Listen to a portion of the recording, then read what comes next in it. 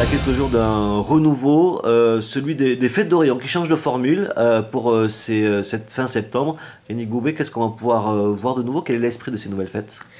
L'esprit de cette nouvelle fête, de ces nouvelles fêtes, c'est, après avoir analysé qu'il y avait deux événements, la fête locale qui avait lieu fin septembre, comme chaque année, et la cavalcade qui sortait au printemps, on avait deux événements qui avaient besoin effectivement d'une nouvelle attractivité.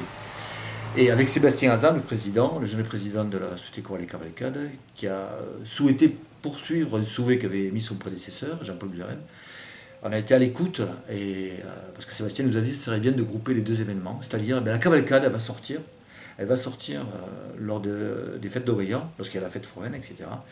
Et on va créer un point d'animation extrêmement intéressant, avec de la convivialité, de l'amitié, avec un quartier de bodega, quasiment.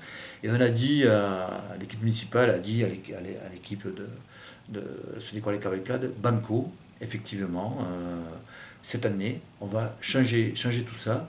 Ça va être l'année du renouveau pour que ces deux événements reconnaissent et connaissent à nouveau une attractivité bien méritée. Sébastien Hazan, c'est une étape supplémentaire dans aussi ce renouveau de la cavalcade d'Orient et sa façon de la présenter au public.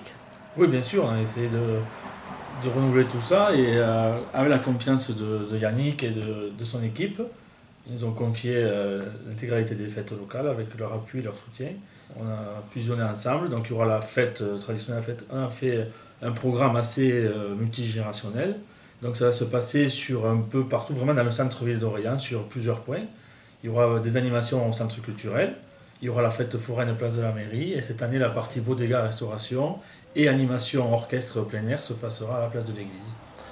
Avec notamment des groupes et des orchestres connus. Voilà, il y aura le groupe Kekio, le groupe occitan Kekio, qui est très connu aux Pays-Bas et qui commence à être pas mal connu ici en Occitanie.